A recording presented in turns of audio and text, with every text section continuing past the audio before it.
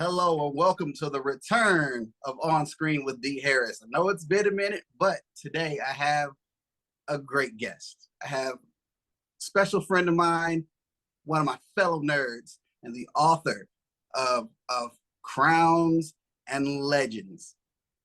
This is one of my favorite people on the planet. Chelsea Batting, how you doing? I'm great. How are you? I am excellent. I am doing great. I'm glad to have you on the show today. Thank you for taking the time to do this. Oh, of course. I wouldn't miss it. All right. Well, we're going to get into the craziness of the last two. I But know. before we get into all that other stuff, I want to ask you about your background and, what got you into the medieval genre and, fantasy to medieval, genre of books there. So I think it started as with a lot of millennials with Harry Potter. We were like 10, 11. That kind of got me started into the fantasy genre. And then it just kind of evolved from there because a lot of fantasy tends to be medieval fantasy. Got into Lord of the Rings from that. And then we did a project my sophomore or junior year of high school, I can't remember, on Le Morte d'Arthur. And one of the parts of the project was you had to write a little fairy tale. And so I was like, that sounds like fun. And so we wrote a little fairy tale. It had to be like a page long, not very long at all. And it just, spiraled from there. And I've been an avid reader and fantasy nerd ever since. So, Well, with that said, we've known each other long enough where I can recall you working on different drafts and stepping back a little bit. I want to know what inspired you to be a writer and a writer in the fantasy genre as well. I think a lot of what really inspired me was my friends and I would pass around our writings and our fanfics and stuff in high school and enjoy each other's work. And I really liked people reading my stuff. I thought it was fun sharing my work with others. I know a lot of writers get very nervous to share their work, especially like their early work. But I thought it was fun. And so I kept going at that and kept having like my friends read it. I would like get in trouble in class because we were passing our stories around. Uh, but and then I majored in English in college, but I kind of fell off the wayside with my writing because college and essays. But in 2018, I was telling one of my friends, Bree, that I had started a book in college, and she's like, "That sounds kind of cool. Maybe you should pick it up again." And I ended up finding that old first draft from like 2008 saved on an old computer, and I was like, I miss this, so let's see if I can do this again. And yeah, so I here it is. Your experience as a writer has been quite the journey for you. But during the journey, you're not just an author, you're a self-published author. So Mm-hmm. I want to know what your experience with being self-published is like. I know there are different challenges, but I Mm-hmm. want experience with that and what are the challenges that come along with that? So when you're a self-published author, the first thing you need to realize is that you're basically a small business. You have a product to sell. So there's, I think a lot of writers not forget, but don't realize at first that you have to deal with tax forms and taxes at the beginning of the year. And, is there a return on your investment? And you kind of have to look at all of like the behind the scenes kind of admin work. And thankfully, because I did princess parties before this, I did have some experience of being in business for myself. So I felt like I had a little bit of a leg up because even though it's completely different businesses, um, it's still a unique product that you have to sell. It's not like you're making, I don't know, a hat or something that you're selling. Um, so that was something I was fortunate enough to have experience on.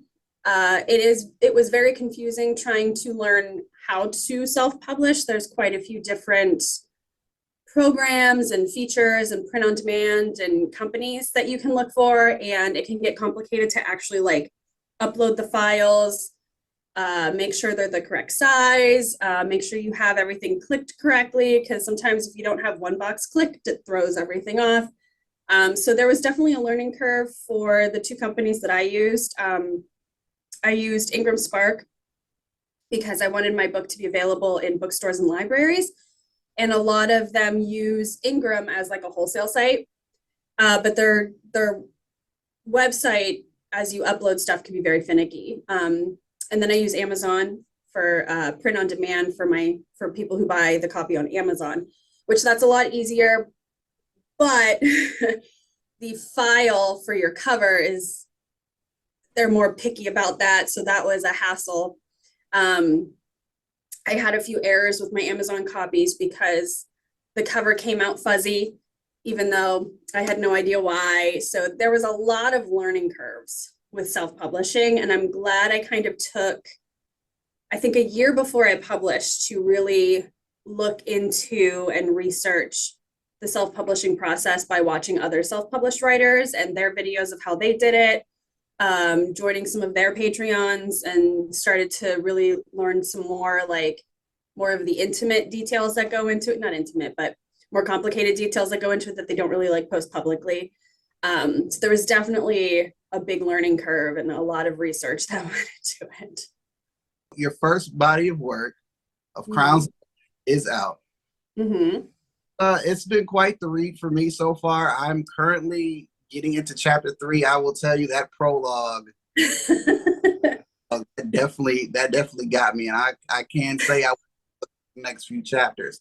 However, I ask you to describe of Crowns of Legends. I want you to describe the world that it's in, and how would you describe your take on this Arthurian tale? So Of Crowns and Legends takes place 20 years after King Arthur dies. So it's different in that way. Usually a lot of the Arthurian retellings, Arthur's alive.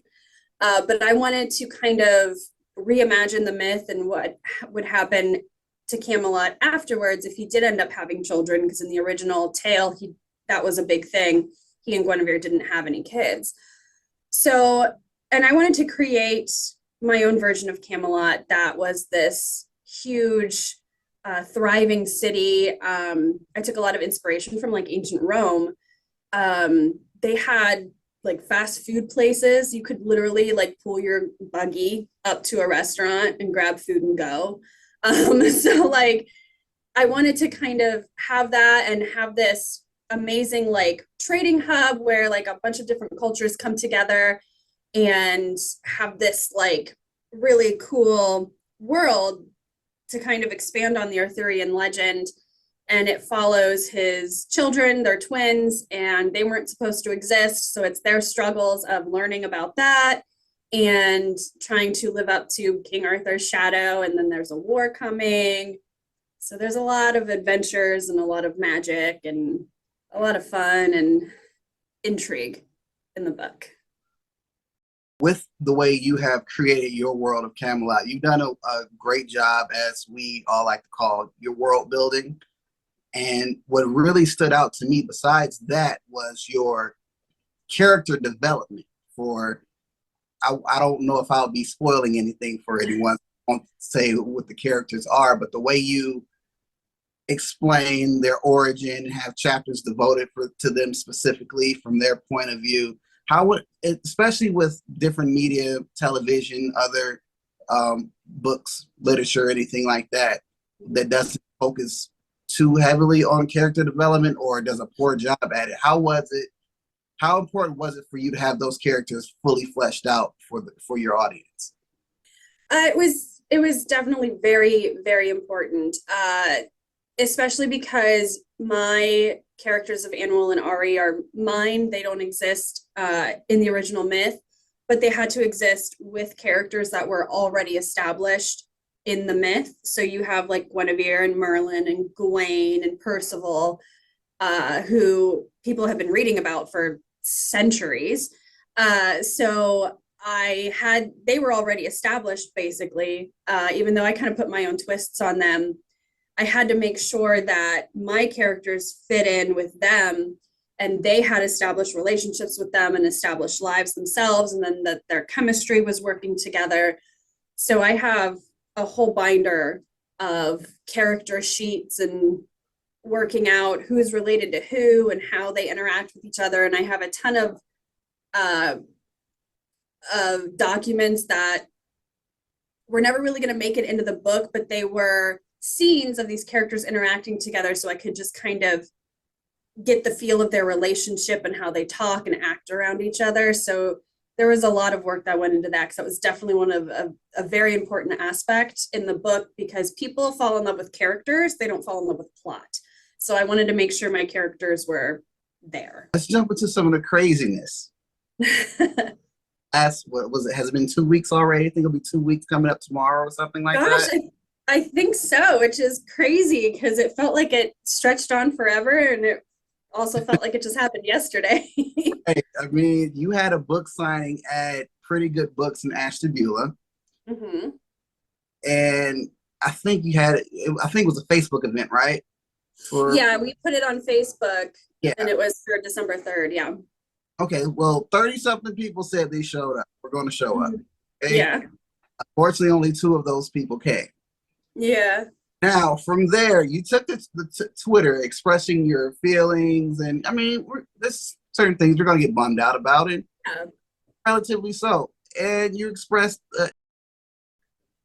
you felt a little bummed out. And from there, you had all these responses, starting with the Fonz himself, Henry Winkler. Let's look at some of these names. I have them written down here. We got Henry Winkler, Jodi Picoult, Stephen King, two big-time authors in their own right.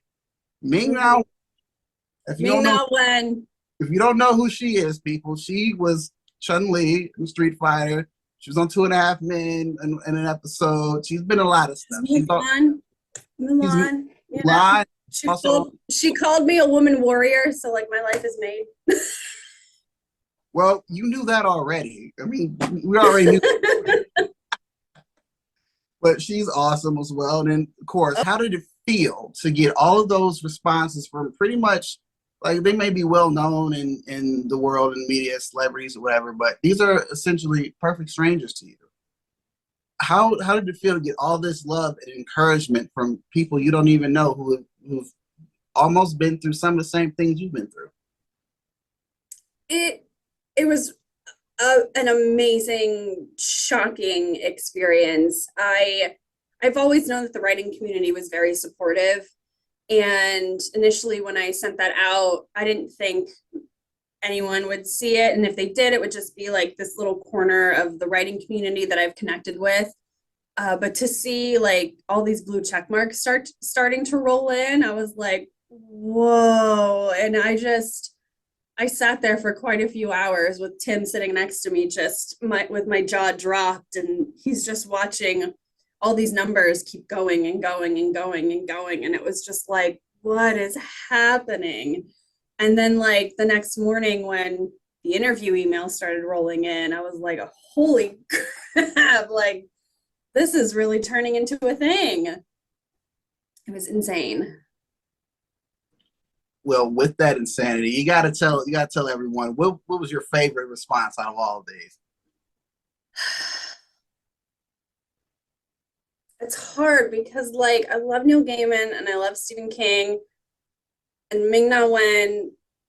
I mean, she's a superhero, but I mean, just to see Flavor Flav was probably just because it was so out of like left field for Flavor Flav to like notice this.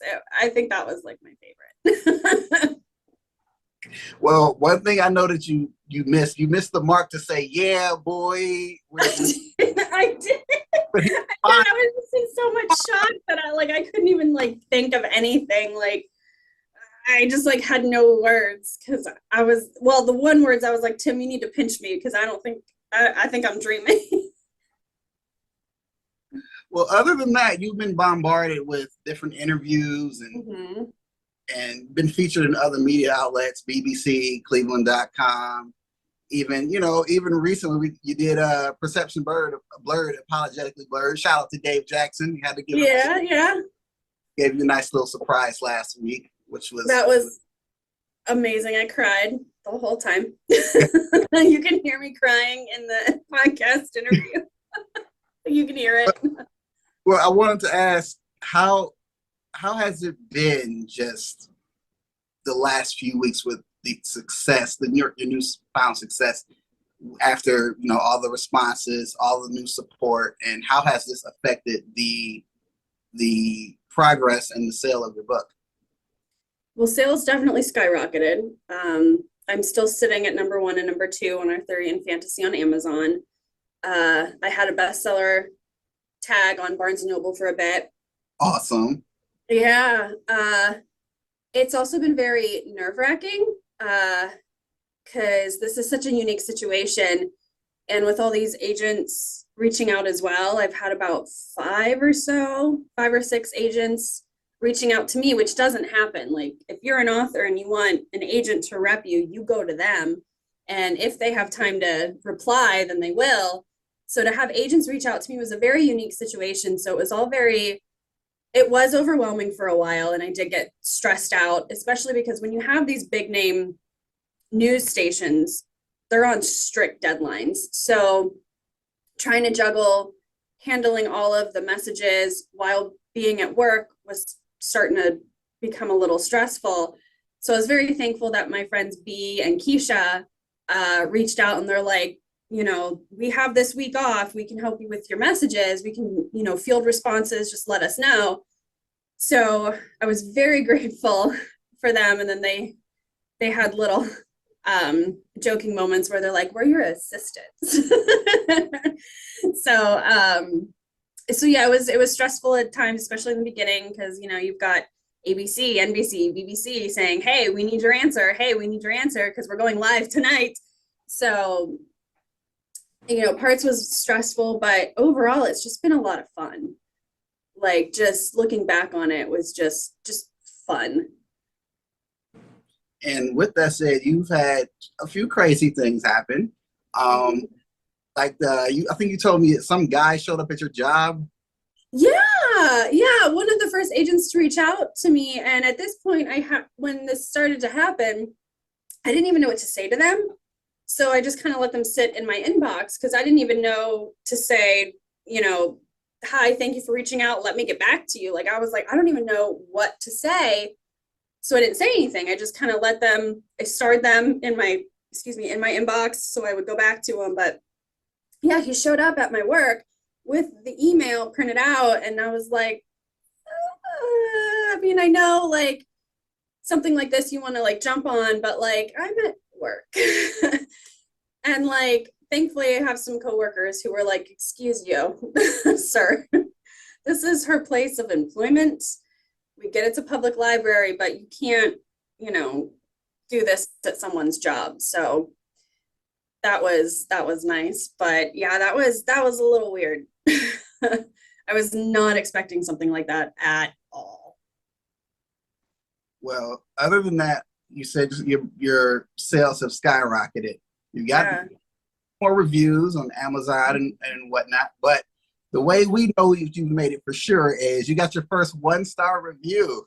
I did get my first 1-star review. There's a joke in the writing community that you haven't made it as a writer until you get your first 1-star review. So, and like, of course, every author is going to take a hit when they see that someone doesn't like their work, but your book's not going to be for everyone, and that's okay. And you do have to keep reminding yourself of that. Because I accidentally stumbled on a couple other like 1- and 2-star reviews as well. And they stung a little bit at first, but it's like, you have to remember that like there are people who like it. You'll find your niche. It's okay if somebody doesn't. And it was nice for me to have like the 1 and 2 stars surrounded by 5-star reviews to have like a nice, but I opened a discussion on Instagram. I made a post as a reminder for other writers that to not let the negative or bad reviews get you down, because there's going to be somebody else who likes your book. So, yeah. Speaking of your book, you got to tell us what's next. You're working on a sequel, or where we're headed from here? I am. I'm working on book 2, and it'll be 3 books total, maybe even a prequel. I've got some ideas floating around for young Guinevere.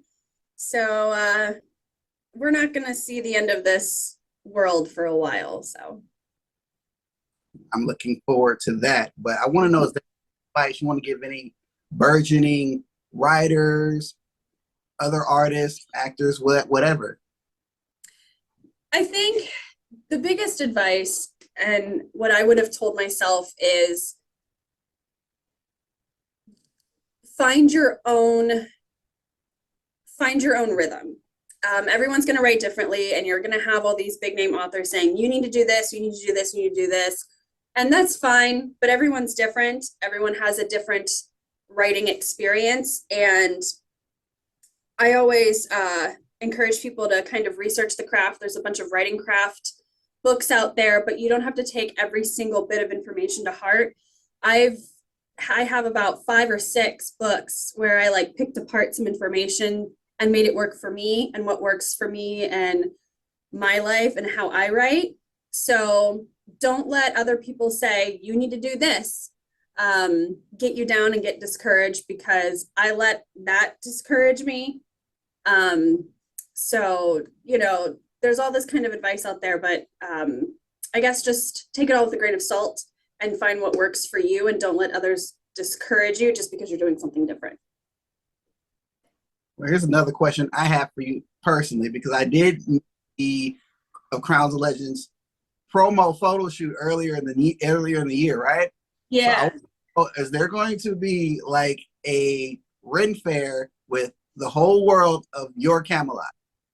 That would be the ultimate dream, would be to have my cast of characters at a Ren fair and be like the street cast. That would be it. That would be the best. Well, you have to find a good role for me. I don't know who you want me to play, but You would absolutely have to be one of the Knights of the Round Table. I mean, come on. You're a Power Ranger, you got to be one of the Knights of the Round Table. They're like together. Ranger. So hey, we got a tag team somehow. I want you to name 3 things right now.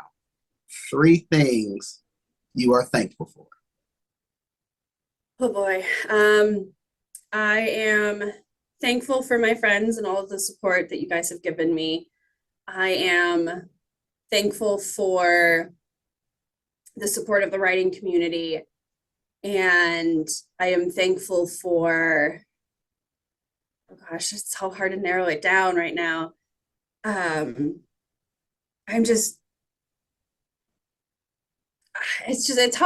so hard to narrow it down. I'm thankful for just all of the support that I've gotten. And I'm also thankful for a job that is not very stressful, that lets me write in my off time and not be too exhausted. You got to let everyone know where they can pick up a copy of Crowns and Legends. Apparently you can pick it up at any major retailer. I found it at Walmart and Target even, but Pretty Good Books is on bookshop.org. So when you go to bookshop.org and pick Pretty Good Books, they get some support from the sale. So that would be my preferred choice, but it is available on Amazon and ebooks, I think like Apple Books and Kindle and stuff like that. So it's pretty available at a lot of places. So. And with Pretty Good Books in mind, tell everyone about your upcoming signing in January. Yeah, so we're doing another signing in January on the 28th, and we're turning it into kind of a block party to celebrate Ohio authors and other small businesses on Main Street in Ashtabula. So we're going to showcase quite a few other Ohio authors, especially indie authors, and other Ohioan small businesses and all kinds of stuff. So it's going to be really fun that day. So definitely come and check it out. It's from 1 to 4 on Main Street in Ashtabula. Excellent. Me and the whole gang will all be there. However, tell everyone out there how they can find you, social media, all of that. The best way would be to go to my website, chelseabanning.com. because my handles are kind of different because of availability. So just go to my website, chelseabanning.com. It's right up all on top. That's the easiest way to do it. Excellent. Now, I want to tell you before we get out of here, Okay.